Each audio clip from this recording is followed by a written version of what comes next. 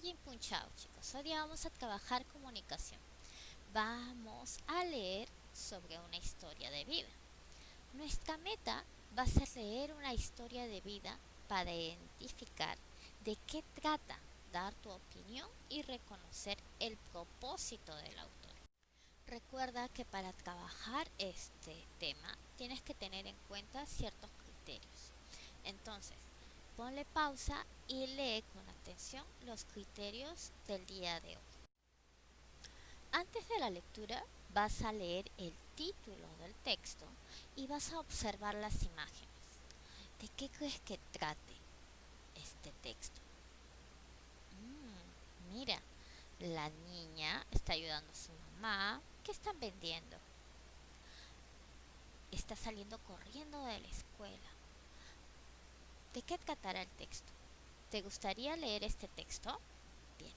A ver, ¿para qué vas a leer esta lectura? ¿Cuál es tu propósito? ¿Qué quieres saber? ¿Por qué la vas a leer? Coloca ahí. Observa nuevamente el texto y luego vas a responder las siguientes preguntas. ¿Has leído este texto? ¿Con qué propósito? ¿De qué tratará? ¿De qué tratará el texto? ¿Para qué se habrá escrito este texto? A ver, según el título, según la imagen, ¿de qué tratará? ¿Ya la respondiste? Perfecto. Ahora, durante la lectura, recuerda que antes de leer tienes que tener en cuenta ciertas cosas. Por ejemplo, primero tienes que saber el propósito de tu lectura. ¿Por qué quieres leer? ¿Por qué? Luego vas a realizar una lectura en silencio, lectura silenciosa. Si de repente no conoces una palabra, vas a pedirle ayuda a alguien que esté ahí a tu lado, vas a releer nuevamente. Recuerda leer la palabra de adelante y la palabra de atrás de la palabra que tienes dudas y puedes inferir el significado. Puedes buscar también en internet o si tienes al lado un diccionario también buscarlo. Recuerda que no solamente te tienes que dar con una sola lectura, puedes hacer varias lecturas del texto para poder entender. Y después vas a relacionar las situaciones que pasan en la lectura con lo que tú has vivido. ¿Ya? La información que se presenta de repente tiene algo que ver o se parece a vivencias tuyas, así que las vas a relacionar. Entonces empezamos con la lectura. Vas a leer con mucha atención el siguiente texto. Recuerda las recomendaciones, así que ponle pausa y empieza a leer. ¿Terminaste de leer la primera parte? Muy bien. Continúa, ponle pausa y sigue con la lectura del texto. ¿Ya hiciste tu lectura? Bien, me imagino que habrás leído 2 o 3 veces el texto, ¿verdad? No creo que te hayas quedado con una sola pasada. No, necesitas leer hasta entender. Bien, después de tu segunda lectura o tercera lectura, vas a subrayar los hechos o situaciones que narran. ¿Qué hechos narran? Ubícalos ahorita en tu texto. También pon atención en cómo se dan a conocer. Si estos están en relación a la forma en la que sucede la vida del personaje principal. ¿Ya? ¿Subrayaste? Perfecto. Ahora, después que ya has leído, vas a poder contestar las siguientes preguntas. ¿De qué trata la historia? ¿De qué trata? A ver, ¿qué sentimientos muestra el personaje principal de la historia? ¿Qué sentimientos? La situación que se describe en la historia tiene relación con algún derecho. ¿Con cuál derecho? ¿Con cuál de los derechos tiene relación?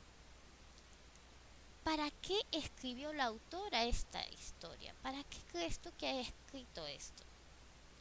¿Qué te parece lo que ha logrado el personaje de la historia? ¿Por qué se siente feliz ahora? ¿Qué pasó o qué pasa para que ella se sienta feliz?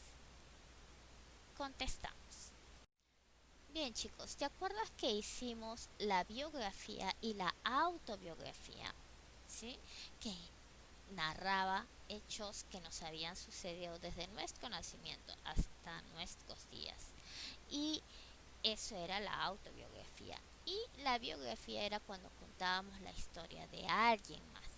Bien, una historia de vida es casi lo mismo. Consiste en un relato autobiográfico. Auto significa de uno mismo, autobiográfico, de la experiencia vivida por el narrador, narradora, autor o autora de la historia. Como hemos visto, ahora Sheila es la narradora, nos está contando parte de su vida, ¿sí? Parte de su vida. Es un relato autobiográfico. Bien chicos, entonces vas a leer tus respuestas que has colocado al inicio sobre la situación que se plantea y para qué se escribió el texto. ¿Ya sabes? Entonces, ¿vas a reafirmar tus respuestas o vas a modificarlas después de haber leído? ¿Cómo podrías reformular tus respuestas? Responde, ¿conoces algún caso similar? ¿Conoces algún caso similar al de Sheila? A ver, cuéntanos, coméntalo. Bien chicos, vamos a sacar algunas ideas del texto.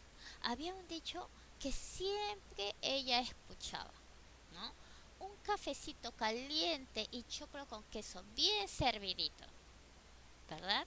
Siempre escuchaba eso ella de niña. Después dice que la escuela para ella era lo primero y en mis tiempos libres ayudaba a mamá, ¿no? Después dice también, mis maestras me aconsejaban que debería estudiar una carrera universitaria. Lo haces muy bien, siempre le decían los profesores. Los maestros siempre me felicitaban, dice ella. A ver, ¿esto qué es? Mis oraciones. Muy bien, son oraciones. Hemos visto las oraciones. Las oraciones expresan una idea, un pensamiento. Ahora, hemos visto las semanas pasadas que hay clases de oraciones. Oraciones que me indican mandato, oración que me indica pedido, oración que de repente me indica deseo, oración que me indica una interrogante, una exclamación. Esos son los tipos de oración según el hablante. Ahora, con estas frasecitas, ¿qué oración yo podría sacar? ¿Te has puesto a pensar qué oración podría crear con estas ideas? A ver chicos, como hemos visto, la oración bimémica tiene dos partes, el sujeto y el predicado. El sujeto, ¿sí?, es la persona, animal, cosa, lugar de quien se habla en la oración. Ese es el sujeto, ¿ya? En este caso sería Sheila, que viene a ser el mismo nombre de la persona. Es un sustantivo propio. Y lo que queda en sus tiempos libres ayudaba a su mamá es el predicado. Pero estas dos partes tienen su parte principal, o sea, tienen su núcleo. El sujeto tiene su núcleo, que es el sustantivo. El predicado tiene su núcleo, que es el verbo. En este caso sería Sheila, el sustantivo es su núcleo, y el predicado sería ayudaba. Pero ¿qué tal si yo cambio la oración y pongo la niña en sus tiempos libres ayudaba a su mamá? El sujeto sería la niña. Ese sería el sujeto, la niña. ¿Y cuál sería el núcleo? El núcleo es un sustantivo, o sea, la parte más importante del sujeto. En este caso sería solo niña, la niña, nada más, niña. Y en el verbo también solamente ayudaba. Bien chicos, a ver, aquí he sacado dos oraciones de las ideas que hemos extraído del texto. Bien servidito. ¿Qué oración será? Mis, exclamativa, porque está en signos de exclamación. Muy bien, es una oración exclamativa. Allí. Después, ¿y la otra? ¿Qué oración será? Mis, afirmativa, enunciativa, porque está afirmando algo. Muy bien, está bien, perfecto. Pero ¿saben qué? Estas dos clases de oraciones también tienen otra clase, que son oración unimembre y oración bimembre.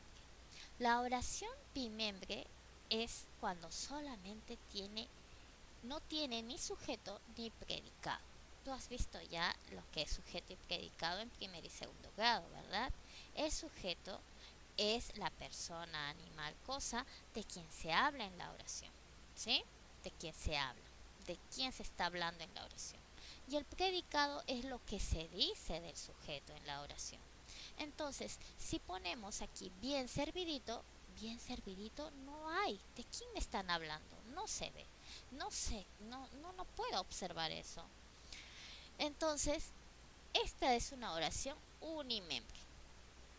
Recuerden que las oraciones unimembres no tienen sujeto ni predicado.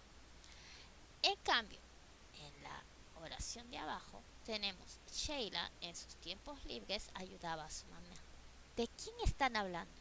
Miss, de Sheila. Bien, ese es el sujeto. ¿Y qué me están diciendo de Sheila? Que en sus tiempos libres ayudaba a su mamá. Exacto. Ahí sí hay sujeto y predicado.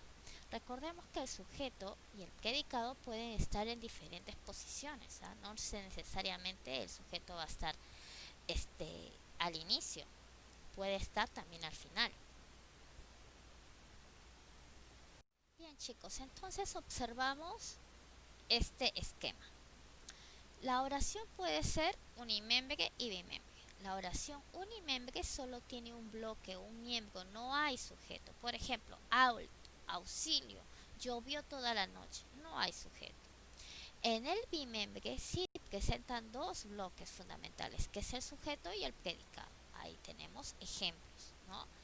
Stephanie escribió una carta. Los arácnidos tienen 8 patas. ¿Cuál sería ahí la parte importante? ¿Sí? ¿Cuál sería el núcleo? ¿Lo hallaste? Entonces, la oración bimembre que tiene sujeto y predicado, ya también tenemos que saber qué es un sujeto y qué es el predicado. El sujeto es la persona, animal o cosa que realiza la acción o de quien se habla, se dice algo en la oración. Su núcleo es el sustantivo, como ya te expliqué en la diapositiva anterior. Ejemplo, Pablo y sus compañeros. Pablo y sus compañeros. Pablo es el sustantivo. Y compañeros también, porque se va a hablar de ellos. Pablo y sus compañeros. Esos son los sustantivos. Pueden ser sustantivos. En este caso hay dos. Pero en otras oraciones puede haber solamente uno. NS significa núcleo del sujeto. Ahora, en el predicado expresa lo que lo que se dice del sujeto. ¿Qué es lo que está haciendo el sujeto?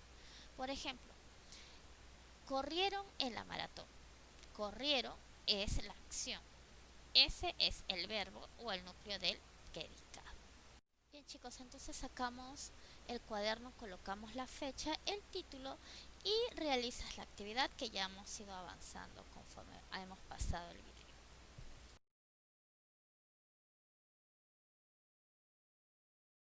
Después de terminar tu lectura, ¿sí? La actividad de la lectura, coloca si son oraciones unimembres o bimembres. Un cafecito caliente. ¿Será unimembre o bimembre? Los maestros felicitaron a Sheila. Bien servidito. Confiamos en ti. Ahora, separa el sujeto y el predicado. Sheila ayudaba a su mamá. ¿Cuál es el sujeto y cuál es el predicado? Pronto estará terminando su carrera de derecho mi hija Sheila. ¿Cuál es el sujeto? Recuerda preguntarte quién está haciendo la acción y qué es lo que está haciendo. Después de haber realizado tu actividad vas a copiar estos dos esquemas en tu cuaderno. Bueno, chicos, nos vemos mañana. Pajarinca.